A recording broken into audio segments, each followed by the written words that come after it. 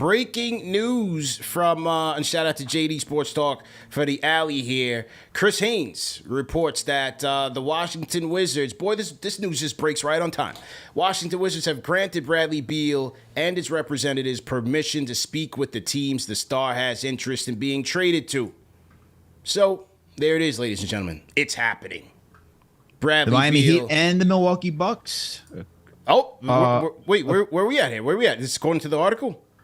So, according to Chris B. Haynes, the Miami Heat and Milwaukee Bucks are expected to talk to Bradley Beal and his agent. There we go. Chris B. Haynes. There we go. NBA Central, the aggregator king. Wow.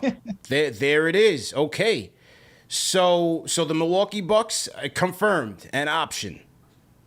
The Milwaukee Bucks confirmed an option. It would have to involve Chris Middleton, maybe a Marchand Beauchamp. How many draft picks do they have right now? What draft picks do they have right now? Because they gave up a ton for Drew Holiday. Let's see what. Just everybody in the chat, hit that thumbs up button for you boys. As of right now, the Milwaukee Bucks have 7 picks. They have a second rounder this year. They got the Pelicans hold next year's rights to a swap. They have a 2024 second rounder from Portland. The Pelicans also hold their 2026 first round swap rights. Yeah. So the next pick they could potentially trade, it's like 2028 or 2029 first rounder. They only got 7 picks and not many first rounders that they can trade. Okay. Well, they are on his list, according to Chris Haynes. So we might have to do some rearranging of our list. So I put it to number 1. I'll put the Bucks. We got to move the Bucks up to. I got to move them to 2 on my list. All right, so I'll move the Kings to 4. I'll move the Kings to 4. The Kings deal would have to include probably a Herter, probably a Rashawn Holmes, some draft capital. Some people were thinking Keegan Murray. I think that's a little bit too much. I would like to see the Kings keep Keegan Murray. Yeah. I like his potential on that team. But it would have to include at least Herter, Rashawn Holmes for salary purposes. You're on Fanspo, right? So take a look at that. Maybe some draft capital there. Offensively, I mean, this Kings team, it's so ironic that Mike Brown, a defensive coach, had the team with one of the best offenses in the league. I think you add Bradley Beal to that mix, an efficient half-court scorer, a guy that can play up-tempo, a guy that gets his shots off of movement with playing with Sabonis. Playing with Sabonis and Swiper, that would be filthy offensively. But that's not even where they need help. They need help defensively. I think that's a problem for the Kings. You got the best defensive coach with one of the worst defenses in the NBA, and they're not going to be able to move forward in the playoffs until they tighten up defensively. Bradley Beal's not going to help you there. Yeah, not going to help at all. So much more interesting. And that's where you want to keep someone like Keegan Murray who can go offer you some defense. Yeah. The question is, do you want to? You probably have to move off of Harrison Barnes. He's got $27.5 million. But if you're thinking that if you're thinking that the Kings want to do a deal, they're probably going to ask for Keegan Murray because they're going to have to want a reset. So let's just throw Keegan Murray in that deal. Let's throw Keegan Murray in that deal right now and see if we're Harrison Barnes, Keegan Murray get you a deal done for Bradley Beal if you're the Sacramento Kings. The question is what draft picks do you include in that? And the Kings have 17 picks between first and second rounders. They got their own 2023 this year, which is number 24. They got 2 second rounders, the number 38 and 54. They don't have a first round next year. They only got 2 second rounders for the following season. They then have their first rounder in 2025. They got 2026, 2027, 2028, 2029. So they can move any of those draft picks, what they would want in order to get involved. But they would probably have to move at least to 2026 because you can't have consecutive years without a first rounder, according to the Stepien rule. So since they don't have a 2024, 2025 would be out of this. So you're thinking 2026 and further on that they can move a first round or a couple there and get in the deal. All right, there you go. So there's that for Sacramento. Okay. So I'm putting them at 4. At number 3. And so we're putting Sacramento at 4. We're putting Milwaukee at 2. Oh, God. Oh, God. Coming Where are we going in with this? at number 3. Oh, boy. The New York Knicks. Let me turn my hat around for this one. The New York Knicks. Put my Knicks hat on. Coming in at number 3. Well, for one, we know that their interest in him is real. Several sources have confirmed that. They have interest in him. They've had interest in him. Once upon a time, I was interested in him on this team. Now, again, depending on the market, that will drive the cost and the leverage. Yep. But now if you're throwing Miami in the mix, you're throwing Milwaukee in the mix, maybe you're throwing Sacramento in the mix, you have teams that may have the pieces to get it done. I'm not sure if the Knicks, would the Knicks want to put RJ in a deal for Beal? Like, how desperate are they for a Bradley Beal? No, I don't think RJ would be in this deal at all, in all honesty. But if you're competing with, let's say Miami's coming with a Herro ticket, Yeah. would the Knicks have to put RJ in a deal? I think it's somebody else and not RJ Barrett. I think it's Emmanuel Quickly if you do this deal. Because if you're getting Bradley Beal, he's going to the 2-guard spot. Right? Yeah. Well, who starts at the 2-guard spot? Quentin Grimes. We know that Tom Thibodeau, he loves Emmanuel Quickly. He loves Quentin Grimes. But one of those guys is eligible for an extension. And if you think about money and you think about taking a $50 million contract, I think Emmanuel Quickly has to be the casualty in this. And, that extension wouldn't happen this upcoming season. He'd still be on his rookie deal. He'd still be on his rookie deal. So if you can walk up Emmanuel Quickly for, say, what Keith Smith projects, like 80-some million with incentives to bump it up to 90. So you have 4.1 for the following season. You have Evan Fournier, who thinks he's not going to be on this team, so there's some salary filler. Now, if you ask Derrick Rose not if you ask, but if you pick up Derrick Rose's team option for $15.5 million, that right there, those 3 contracts equal a Bradley Beal trade. And now we also have the article from Fred Katz yesterday. Awesome article. Yeah, highly recommend. Friend of the program. Yep. He said Washington would probably want their own pick back. That pick that the Knicks own. Yeah, it's protected. Correct. But even though it's protected, just like we saw with Dallas, you can't make a move unless you actually own it. So if you're Washington, that would probably be the deal that you get back. You get your own pick back. Maybe New York sweetens it with another pick. Maybe you throw in that Milwaukee pick that you have. 2025. Top 4 2025 pick. Yep. So maybe you throw that in. Maybe you throw. I don't know if you want to throw your own in just because you have so much leverage. No. And if Beal really wants to be in the Knicks, I'm not be on the doing Knicks. that. You don't have to. Plus, you're giving up Emmanuel Quickly, so I don't know why you'd want to do that. I'm just speaking out loud at this point, just thinking out loud. Would you so if you're in New York, do you want would Bradley I do it? Beal? Yeah. You give me all these scenarios. The question is what the people in the chat want to know. Do you want Bradley Beal on the Knicks? Do I want him on the Knicks? Yeah. There it is. Look, man, I would do the deal. I'm going to tell you this. Let's I would hear do it. the deal. Okay. I would do the deal because here's the thing.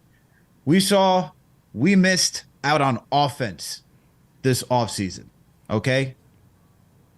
I know what the big hangup is, though. It's not even the money for me at this point, which it is a concern.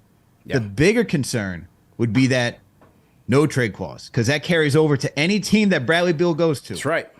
That's the big thing. That's really the big thing for me, because I feel like if you just remove that, the player in itself, you can justify. Any team could talk about, oh, well, you know what? This guy, he averaged 30 points for 2 seasons, man. Like, you don't get that. He's a shot creator. He can move off ball.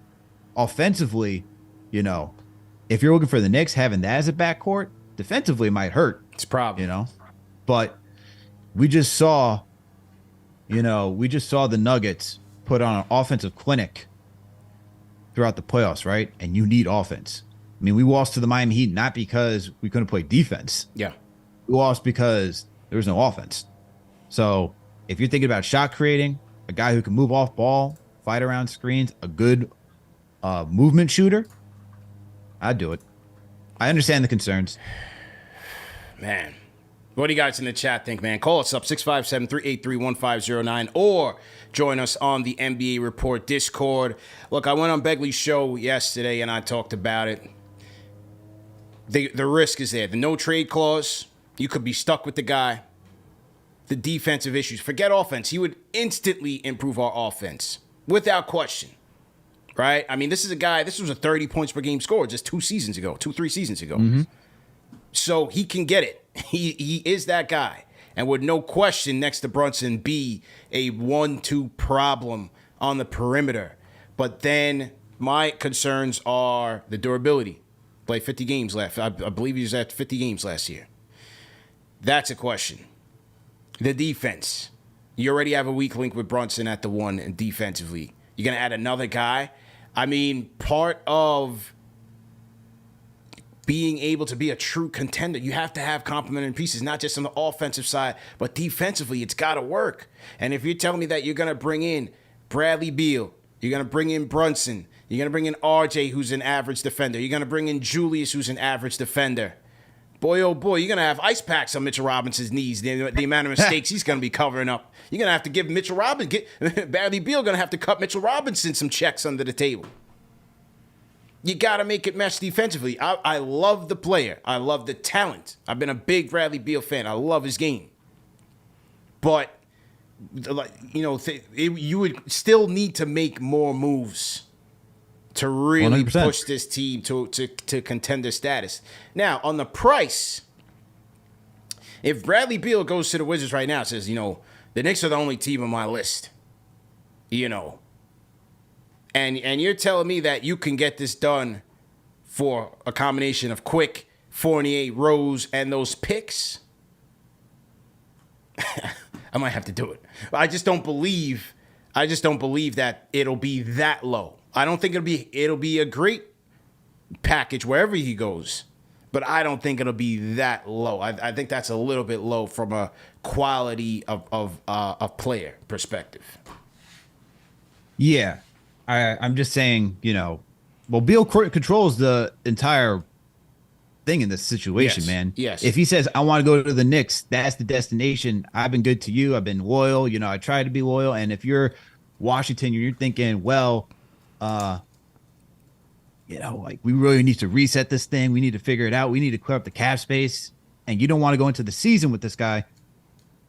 You don't really have much of a choice. Now, the reality is that no front office is going to say, what one team do you want to go to? We'll go that way. Yes, it's yeah. what are your top 3? What we're doing right now. We're talking. Yeah. This is what the entire front office is doing. Will be right now. What are your top 4 options, 5 options, whatever? Right.